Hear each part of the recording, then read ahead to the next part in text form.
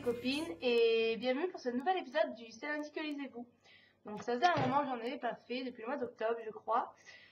Aujourd'hui je profite de circonstances atténuantes pour lesquelles je suis restée chez moi pour vous faire une nouvelle vidéo. Donc il y a pas mal de bouquins, je dois avouer. Il y a pas mal de lectures auxquelles je me suis pas tenue comme d'habitude.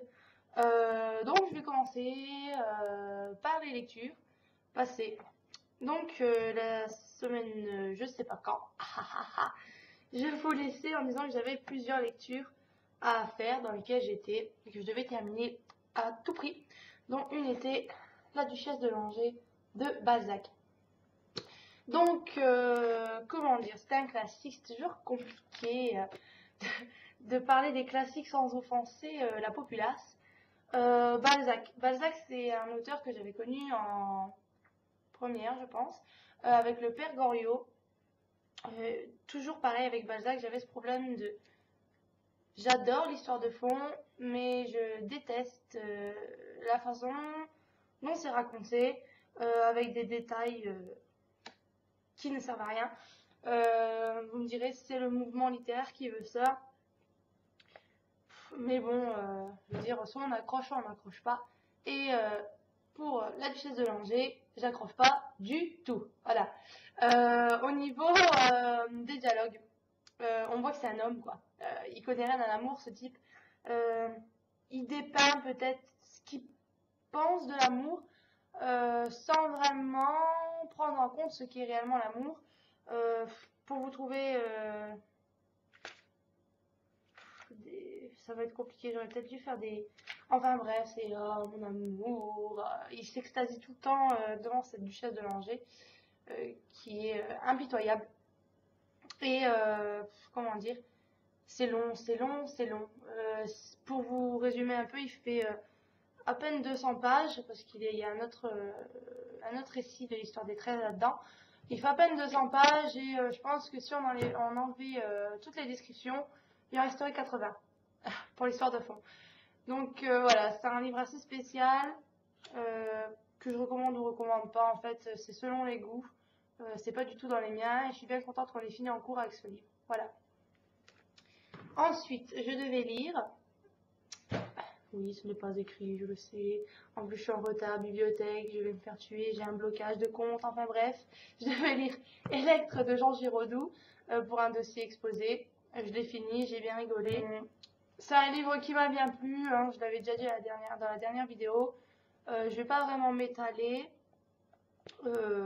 Comment dire? C'est assez drôle et en même temps, le message de fond est assez profond, un peu comme dans tous les textes comiques de l'époque, c'est-à-dire celui-ci milieu XXe siècle. Il est plutôt pas mal, je dirais qu'il faut le lire, je pense que c'est une lecture à faire. Au préalable, lire quand même les Lettres d'Euripide ou de n'importe qui d'autre, tant que c'est un ancien, pour comprendre l'histoire. Et surtout, j'adore l'histoire des Atrides, donc je le recommande.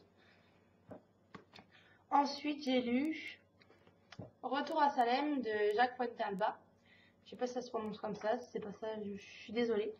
Un livre que j'ai lu assez rapidement dans le train, c'était ma lecture de train.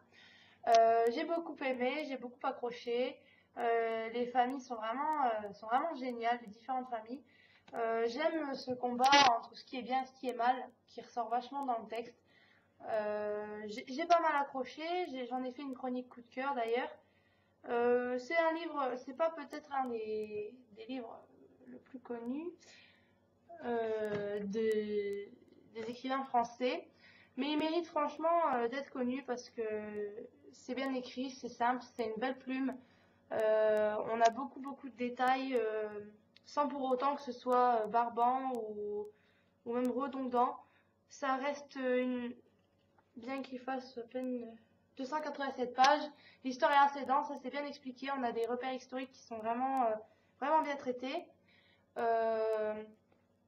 Je le prête si certaines le veulent. Bon, je veux bien le prêter, mais on me le ramène quand même, j'y tiens. Donc voilà, une bonne lecture pour Retour à Salem, tome 1, Lord Ali, de Jacques Pointalba. Ensuite, j'ai lu, je l'ai gardé pour la fin parce que ça c'est une lecture coup de cœur. L'héritière du... Oh, punaise. L'héritière du temps de Ludovic Rose-Morduc, que j'avais rencontré d'ailleurs, ce livre est dédicacé, que je... Attendez, je vous montre la bonne page. Voilà. J'attendais vraiment le moment opportun pour le lire, je voulais vraiment avoir le temps, je voulais pas être cassée dans ma lecture. Donc j'ai profité de ma pause pédagogique pour le lire. Je suis vraiment, alors vraiment pas déçue de ce que j'ai lu. C'est vraiment une chronique coup de cœur, ça m'a fait penser à un André Ajape fantastique. Le seul défaut qu'il ait, ce livre, je dirais, c'est qu'il est trop court et qu'il n'y a pas de suite. C'est voilà, c'est un livre où on va retrouver des personnages dans sa saga, mais l'histoire, quand c'est la fin, c'est la fin. Et pour moi, je trouve ça bien dommage. J'en aurais bien lu plus. Je me suis vite attachée aux personnages. Je les ai trouvés vraiment bien travaillés, vraiment super. L'écriture est fluide. Franchement, on ne peut pas plus fluide. On comprend tout de suite de quoi il s'agit. Pareil, les points historiques sur l'Inquisition sont vraiment super bien. Je le recommande vivement. Et je fais un gros bisou à Ludovic qui est vraiment un auteur super sympathique et donc je vais acheter très certainement le reste des bouquins parce que j'ai vraiment hâte de me replonger dans son univers si particulier mais si bien travaillé en seulement quelques pages. Donc voilà. Donc ça c'était pour mes lectures passées. Donc je vais faire un peu le point sur ce que je suis en train de lire en ce moment. Des lectures à mon avis, surtout pour une en particulier qui va me prendre pas mal de temps. Par exemple Anne Rice, le Maléfique, que j'ai reçu, même si j'ai pas le droit de le dire normalement, parce qu'on n'a pas le droit maintenant de faire l'article, c'est pour ça que vous ne l'avez pas encore, que j'ai reçu lors du swap Les couleurs de l'automne par Pauline, donc que je remercie franchement du fond du cœur, parce que c'était un livre que je voulais à tout prix avoir. Il fait exactement, que je dis pas de bêtises, il doit faire 900... Bon, à peu près, on va dire, oui, voilà, 980 pages. Donc, vous me direz, c'est 100 pages de plus par rapport au livre perdu des sortilèges. Mais ce qui le différencie du livre perdu des sortilèges, c'est en réalité sa police d'écriture. Voilà. Bon, si je vous montre de loin, vous voyez bien que c'est tout petit. Ça doit être, franchement, si je dis pas de bêtises, ça doit être du 10, quoi. C'est vraiment minuscule. Quand on lit 10 pages, c'est comme si dans un vrai livre on en lisait 30. Pour vous faire montrer un peu le rapport comparé à notre livre. Donc là, sur une semaine, en l'ayant lu tous les jours, à part ce week-end, parce que j'en ai commencé un autre, je suis seulement à 237 pages. Donc je sais pas vraiment combien de temps je vais mettre, surtout que j'ai d'autres choses à faire. En tout cas, c'est un livre très intéressant pour celles qui ne le connaîtraient pas et qui ne connaissent. Attendez, 1, 2, 3. Pour celles qui ne. Oh, on va choisir un autre mot. Pour celles qui voudraient découvrir, le monde d'Anne Rice ou qui l'aurait déjà découvert dans d'autres, celui-ci est assez spécial. Ça se passe à la Nouvelle-Orléans, dans une famille de sorcières.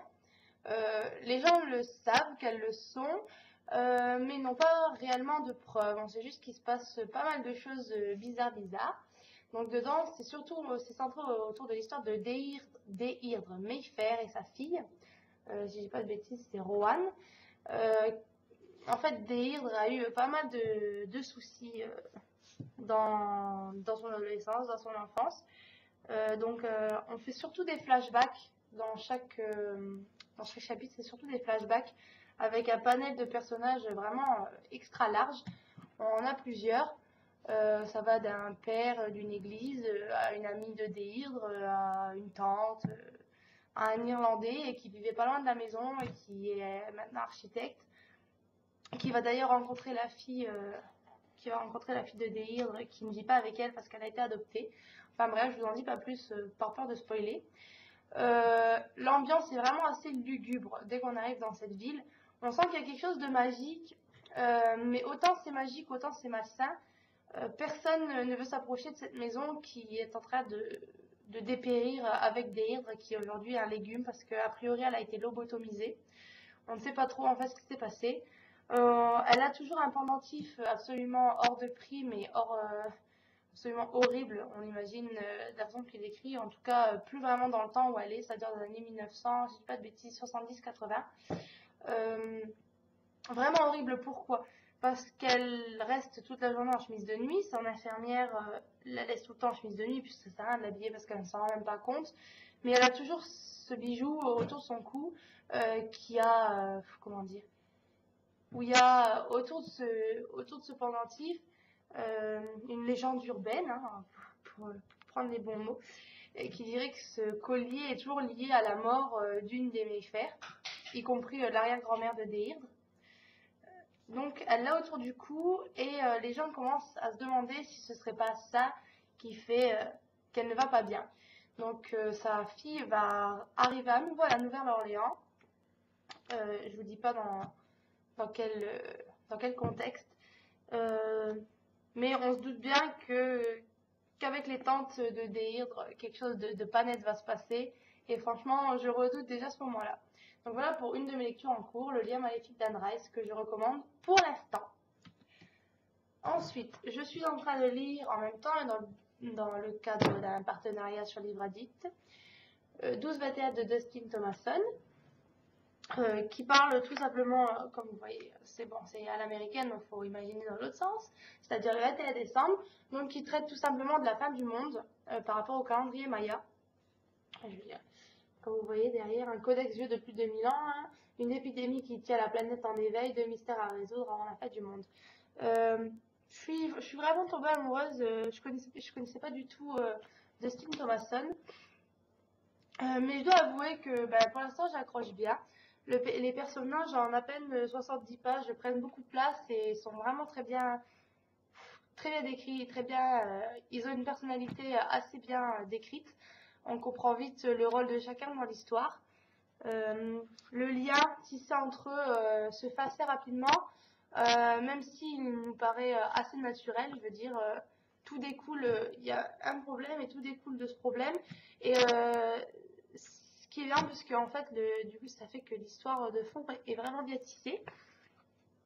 Que dire de plus? Parce que j'ai lu que 70 pages, donc c'est assez scientifique, mais abordable, vraiment abordable.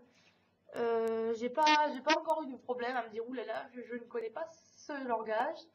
On a une médecin qui va appeler le scientifique lui-même qui travaille sur les problèmes, comment il appelle ça, de maladies à prions. C'est des choses dans le cerveau en fait qui font que on a des soucis.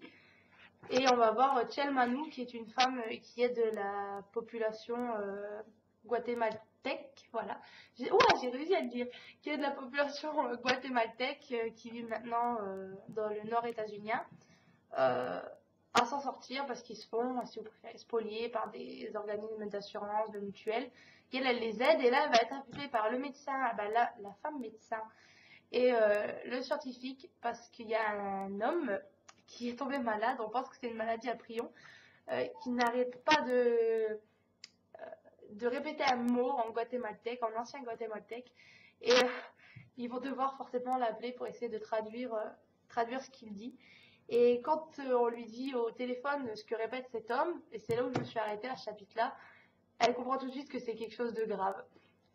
Donc voilà, je voudrais pas spoiler un peu plus, mais vraiment pour l'instant c'est un livre que j'adore. Donc je vais faire maintenant le point sur mes lectures à venir. À venir quand? Je ne sais pas. En tout cas pour un, je sais déjà que ça va être demain dans le train. Voilà. Donc toujours dans le cadre des cours. Hein. Je crois qu'il aime bien nous mettre des choses un peu bizarres, ce prof. Enfin bref. Je vais lire La petite fadette de George Sand. C'est un livre cette fois-ci qu'il va vraiment falloir que je lise méticuleusement parce que j'ai une présentation de texte à faire dessus. Enfin bref, je vous passe les détails. Je sais pas vraiment de quoi ça parle parce que derrière,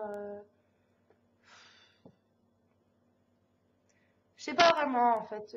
Même la quatrième de couverture nous aide pas beaucoup a priori. C'est une petite fille qui vit dans un monde où il y a toujours pareil des légendes de fées. C'est la fille de la Fadette, de la mère Fadée, voilà, du coup on l'appelle la petite Fadette. Mais j'en sais pas plus, donc je pense que je vous en dirai plus dans un prochain numéro.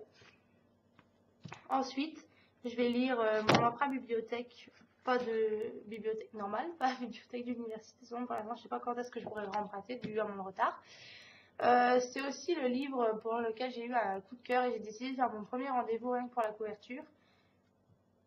Donc c'est Velvet de Mary Hooper. J'avais voulu en lire Nécropolis déjà de même auteur.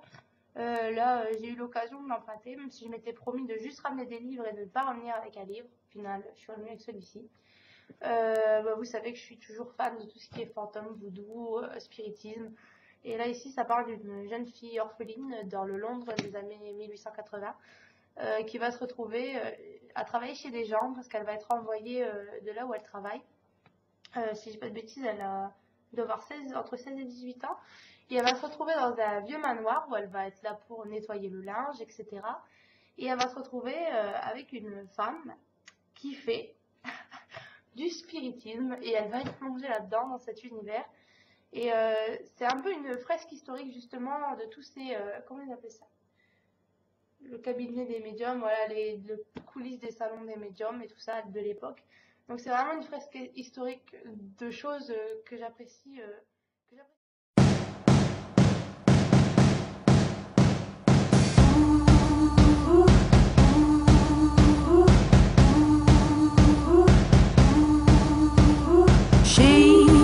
She ain't real. She ain't gonna be able to love you like I will.